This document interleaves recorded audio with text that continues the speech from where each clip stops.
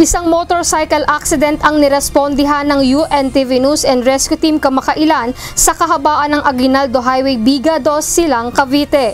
Saktong nakaposte ang grupo sa di kalayuan, kaya agad itong nakatugon upang matulungan ang biktima na isang 23 years old na rider. Aniya, isang kotse ang biglang lumabas galing sa malapit na gasolinahan. Hindi agad siya nakaiwas kaya siya sumemplang. Hindi nito maigalaw ang kanyang kaliwang braso at hindi rin maihakbang ang kaliwang paa dahil sa aksidente. Agad na nilagyan ng team ng armsling at benda ang rider, saka dinala sa Silang medical specialist para sa karagdagang atensyong medikal.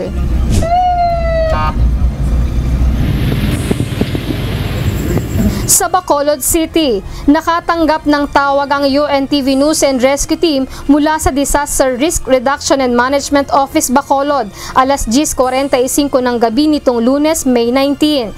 Isang lalaki umano ang sugatan sa Police Station 2 dahil sa pambubugbog na nangyari sa Ramos Street, Barangay 4, Bacolod City.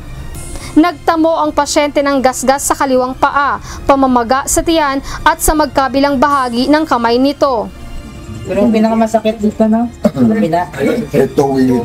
Ito? Pinakamasakit? Oo, kay bali. Matagal lang kung ganito or ngayon lang? Kanina pa sang aga. Dito? Kanina pa sang aga, kahit pagtuwa nila sang kamot ko,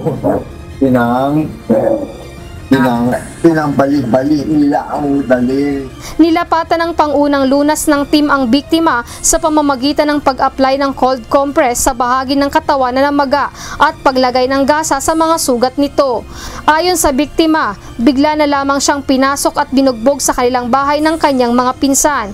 Ayon sa pulisya, binugbog ito dahil sa pagwawala sa loob ng kanilang bahay. Inendorso ng team ang pasyente sa Police Station 2 para sa karagdagan pang investigasyon. Lizel Nael, UNTV News and Rescue. Diyos ang aming sandigan, serbisyo publiko ang aming pinahahalagahan.